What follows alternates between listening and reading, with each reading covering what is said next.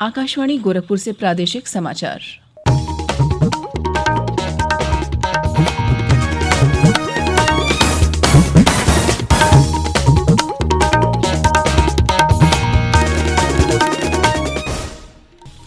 नमस्कार, समाचार बुलेटिन के साथ में शिवानी अरोरा। पहले मुख्य समाचार।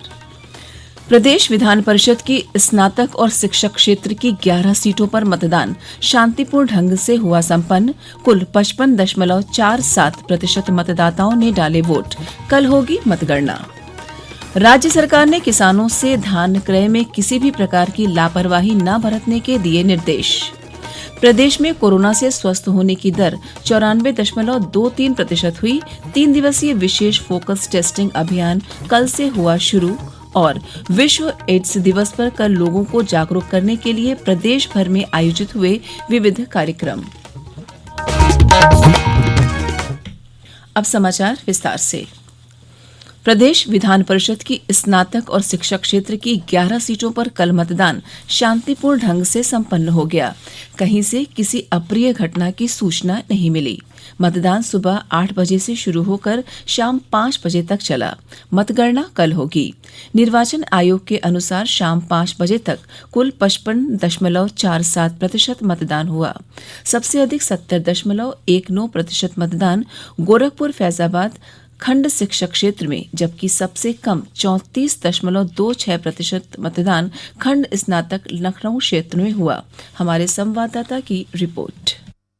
बसपा को छोड़कर सभी प्रमुख पार्टियों भारतीय जनता पार्टी, समाजवादी पार्टी और कांग्रेस ने इस चुनाव में अपने उम्मीदवार खड़े किए हैं। कुल 199 उम्मीदवार मैदान में हैं, जिनमें से खंड स्नातक सीटों के लिए 114 और खंड शिक्षक सीटों के लिए 85 उम्मीदवार हैं। सबसे ज्यादा 30 उम्मीदवार मेरठ खंड स्नातक सीट पर हैं और सबसे कम 11 उम्मीदवार लखनऊ खंड शिक्षक सीट पर चुनाव लड़ रहे हैं। कोविड-19 नियमों का चुनाव के दौरान कड़ाई से पालन किया गया और किसी भी मतदान कर्मी या मतदाता को बिना फेस कवर या मास्क के मतदान की इजाजत नहीं थी। चुनाव आयोग के निर्देशों के तहत एक मतदेय स्थल पर मतदाताओं की अधिकतम संख्या 1000 प्रतिबंधित की गई थी। मतदान कर्मियों के अलावा चुनाव ड्यूटी पर 962 सेक्टर मजिस्ट्रेट, 413 जोनल मजिस्ट्रेट और 11 पर्यवेक्षकों को तैनात किया गया था। इन 11 सीटों के लिए कानपुर नगर, कानपुर देहात और उन्नाव जनपदों को छोड़कर राज्य के 72 जिलों में मतदान हुआ। MS यादव, आकाशवाणी समाचार, लखनऊ। विधान परिषद की जिन 11 सीटों के लिए मतदान हुआ, उनमें से 5 खंड स्नातक और 6 सीटें खंड शिक्षक क्षेत्र की हैं। खंड स्नातक क्षेत्र की सीटें हैं लखनऊ, आगरा, मेरठ, वाराणसी और इलाहाबाद, झांसी। शिक्षक क्षेत्र की सीटें हैं लखनऊ, आगरा, मेरठ, वाराणसी, बरेली, मुरादाबाद और गोरखपुर फैजाबाद क्षेत्र। चुनाव में पंजीकृत स्नातक मतदाता खंड स्नातक सीट के लिए और पंजीकृत अध्यापक मतदाता खंड शिक्षक क्षेत्र के लिए वोट डालते हैं। प्रदेश मंडी परिषद के अपर निदेशक कुमार विनीत ने बताया कि राज्य में 51 धान क्रय केंद्र स्थापित कर किसानों से धान तेजी से क्रय किया जा रहा है। धान क्रय में किसी भी प्रकार की लापरवाही न बरतने के निर्देश सभी मंडी सचिवों को दिए गए हैं। उन्होंने बताया कि किसानों को उनके उपज का भुगतान तेजी से किया जा रहा है। अपर निदेशक ने बताया कि मंडी परिषद में अब तक कुल 39,828 मीट्रिक टन धान की खरीद की गई है। उन्होंने बताया कि किसानों को 55 करोड़ रुपए से अधिक का भुगतान किया गया है तथा 7,200 किसानों को इसका लाभ मिला। अपर निदेशक ने बताया कि धान क्रय केंद्र पर आने वाले किसानों को आवश्यक सुविधाएं भी उपलब्ध हैं। उन्होंने बताया कि धान क्रय केंद्रों का नियमित रूप से फीडबैक लिया जा रहा है। सीमा सुरक्षा बल BSF ने कल अपना 56वां स्थापना दिवस मनाया। 1965 में भारत पाकिस्तान युद्ध के तुरंत बाद संसद में कानून बनाकर 1 दिसंबर 1965 को इसकी स्थापना की गई थी। सीमा सुरक्षा बल के महानिदेशक राकेश अस्थाना ने समारोह को संबोधित करते हुए देश को आश्वासन दिया कि BSF पाकिस्तान की नापाक घुसपैठ रोकने के लिए हमेशा तैयार है। उन्होंने कर्तव्य पालन के दौरान जान गंवाने वाले जवानों को परिवारों के प्रति कृतज्ञता व्यक्त की। प्रधानमंत्री नरेंद्र मोदी ने सीमा सुरक्षा बल के स्थापना दिवस पर बल के सभी कार्मिकों और उनके परिवारों को शुभकामनाएं दी। प्रादेशिक समाचार आप आकाशवाणी गोरखपुर से सुन रहे हैं। अपर मुख्य सचिव चिकित्सा एवं स्वास्थ्य अमित मोहन प्रसाद ने कल लखनऊ में पत्रकारों को बातचीत में बताया कि फोकस टेस्टिंग अभियान के अंतर्गत 12,290 संक्रमित लोगों की पहचान की गई है। उन्होंने बताया कि कोरोना संक्रमण के प्रसार को रोकने के लिए राज्य में 3 दिसंबर तक विशेष अभियान चलाया जा रहा है, जिसके अंतर्गत बैंड बाजा, मैरिज हॉल और डीजे स्टाफ की फोकस टेस्टिंग कराई जाएगी।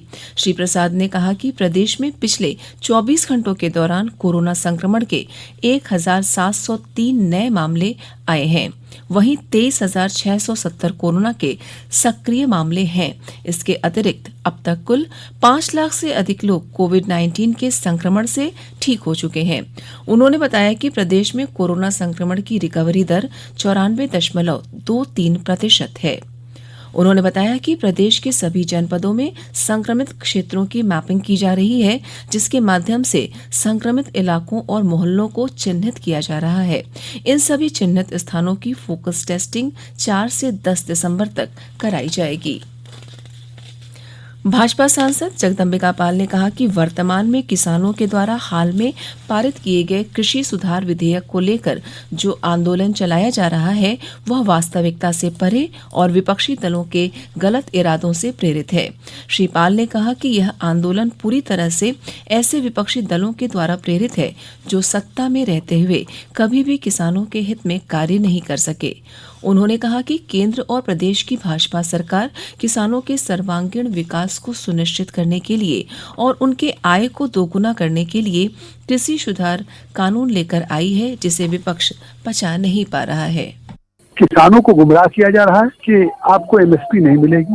इस बार भी जो खरीद हुई है मिनिमम सपोर्ट प्राइस पे हुई और पिछली क्रॉप की तुलना में ठीक हुआ है। तो जो विधेयक पारित हुआ है भारत की पार्लियामेंट से, ये किसानों के आय को दोगुना करने के लिए हुआ है, ये किसानों को स्वावलंबी बनाने के लिए हुआ है। और आज किसान को अब 1 नेशन 1 मार्केट के आधार पे अपनी उपज को देश में कहीं बेच सकता है, जहां उसको लाभप्रद मूल्य मिलेगा और उस पर कोई उपकर भी नहीं लगेगा, कोई टैक्स भी नहीं लगेगा। केंद्र सरकार किसानों की समस्याओं में अगर कोई ऐसी परिस्थितियां हैं तो उसको चर्चा के लिए तैयार है, उसके समाधान के लिए तैयार है। प्रदेश भर में कल विश्व एड्स दिवस पर जागरूकता के विविध कार्यक्रम आयोजित किए गए। यह दिन लोगों को HIV के खिलाफ एकजुट होने और इस वायरस से पीड़ित लोगों की मदद करने के लिए प्रेरित करता है। इस अवसर पर कल प्रदेश में विभिन्न स्थानों पर राज्य एड्स नियंत्रण सोसाइटी द्वारा HIV एड्स विषय पर लोगों को जागरूक किया गया। सोसाइटी ने लोगों से अपील की कि HIV संक्रमित व्यक्तियों को भी एक आम नागरिक की तरह स्वस्थ और खुशहाली भरा जीवन जीने का पूर्ण अधिकार है। उन्होंने सभी प्रदेशवासियों को वैश्विक एकजुटता, साझा जिम्मेदारी के मूल तत्व को समझाते हुए समाज में एकरूपता लाने के लिए एकजुट होने को कहा।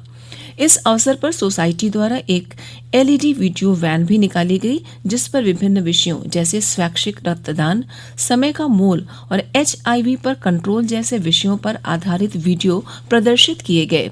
इस मौके पर प्रदेश के सभी जिलों में जन जागरूकता स्टॉल लगाए गए, जहां एड्स विषय पर लोगों को जागरूक करते हुए निःशुल्क परामर्श एवं जांच की सुविधा दी गई। भारत ने वर्ष 1992 में राष्ट्रीय एड्स नियंत्रण कार्यक्रम की शुरुआत की थी। उसके बाद से इस संक्रमण के खिलाफ लोगों को जागरूक करने और इसकी रोकथाम की दिशा में महत्वपूर्ण काम किया गया है। और अंत में इस बुलेटिन के मुख्य समाचार एक बार फिर। प्रदेश विधान परिषद की स्नातक और शिक्षक क्षेत्र की 11 सीटों पर मतदान शांतिपूर्ण ढंग से हुआ संपन्न। कुल 55.47% मतदाताओं ने डाले वोट। कल होगी मतगणना। राज्य सरकार ने किसानों से धान क्रय में किसी भी प्रकार की लापरवाही न बरतने के दिए निर्देश। प्रदेश में कोरोना से स्वस्थ होने की दर 94.23% हुई। 3 दिवसीय विशेष फोकस टेस्टिंग अभियान कल से हुआ शुरू। और विश्व एड्स दिवस पर कल लोगों को जागरूक करने के लिए प्रदेश भर में आयोजित हुए विविध कार्यक्रम। इसी के साथ प्रादेशिक समाचार समाप्त हुए। नमस्कार।